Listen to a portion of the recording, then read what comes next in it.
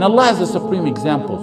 Tawakkul is putting your full trust on Allah, who has the supreme examples, Allah subhanahu wa ta'ala. You may go through dark tunnels in your life.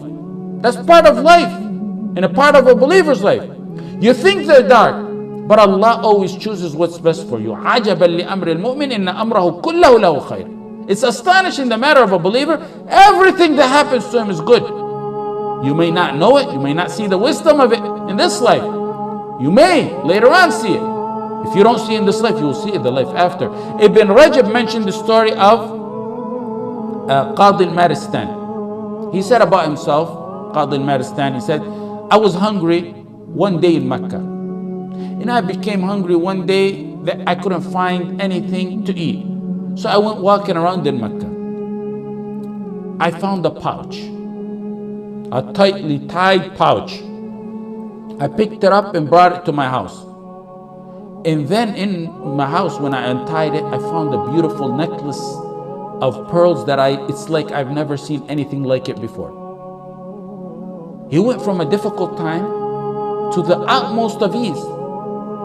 But tawakkul didn't waver a tiny bit in his heart. Full tawakkul on Allah when he was walking around hungry. And the same tawakkul now that he's a millionaire. It didn't last for long.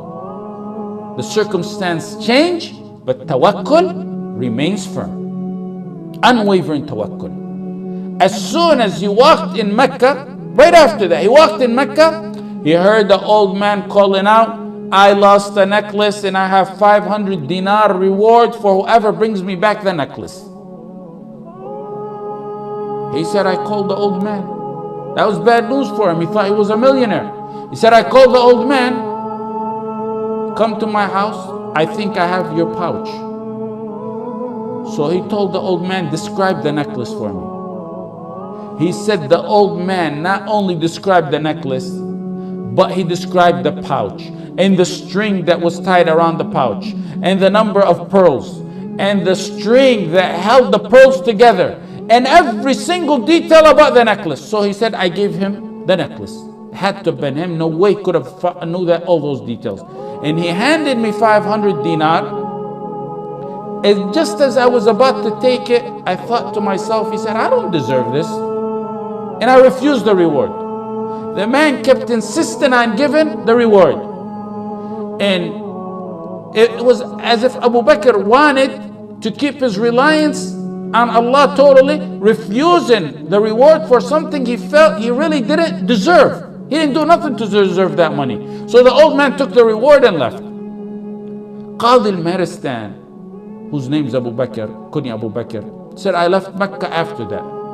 And I took the ocean. And on the way, the ship began to sink. All the money on board sunk, and many of the passengers, most of them, died. He said, I seen a small raft while I was in the water.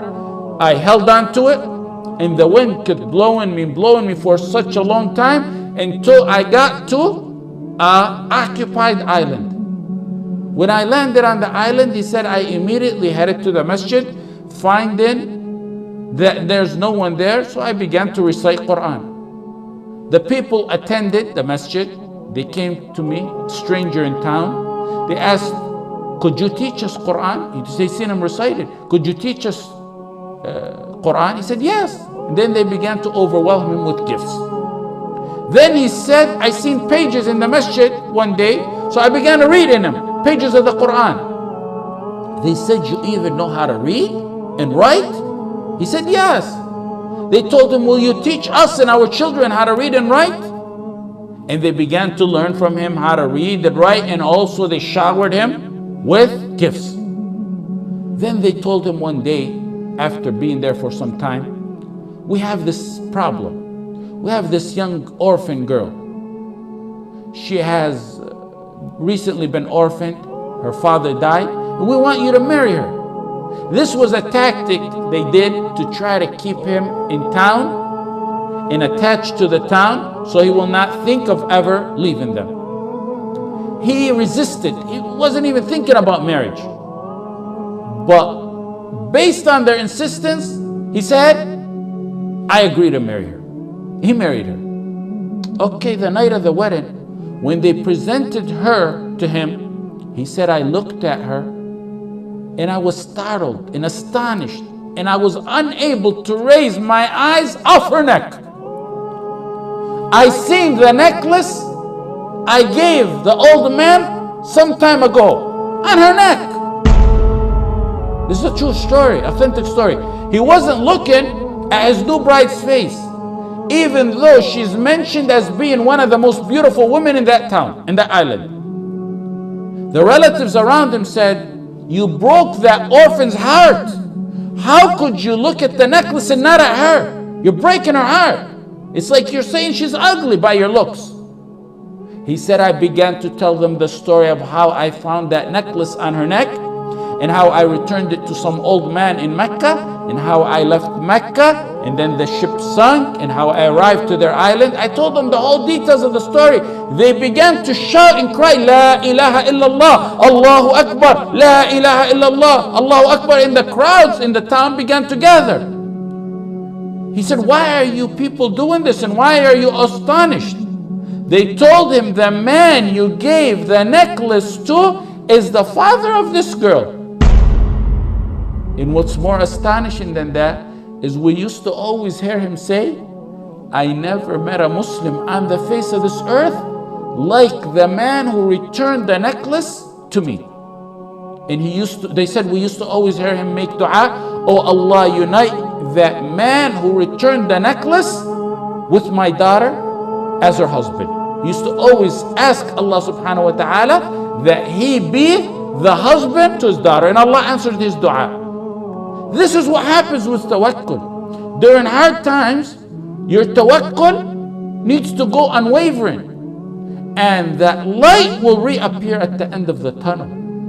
Tawakkul is your source of ease and happiness in both difficult and happy times. That's not the end of the story. Look it, from tunnel to tunnel. You see the light, there you go in another tunnel. He said, I lived with her a very nice life, and Allah blessed me with 2 children. Tawakkul, through ease and hardship. Then she died. His wife died. Another hardship. So he said, me and my sons inherited the necklace. Then my 2 children died. Another hardship, but no, the tawakkul's still there. He said, then I sold the necklace for 100,000 dinar. And that's where I got the wealth. He was explaining later on how he got the wealth he has. وَمَنْ يَتَّقِ اللَّهَ يَجْعَلْ لَهُ مَخْرَجًا. Whoever fears Allah, he keeps his duty to Allah, Allah will always find him a way out from every single difficulty you can imagine. وَيَرْزُقْهُ مِنْ حَيْثُ لَا يَحْتَسِبْ. He will provide him from sources he never imagined. It will come from sources you never even perceive. وَمَنْ يَتَوَكَّلْ عَلَى اللَّهِ فَهُوَ حَسْبُهُ. وَمَنْ يَتَوَكَّلْ عَلَى اللَّهِ فَهُوَ حَسْبُهُ. Whoever puts his trust in Allah subhanahu wa ta'ala, he will be sufficient for him. Whoever puts his trust in Allah subhanahu wa ta'ala, he will suffice him.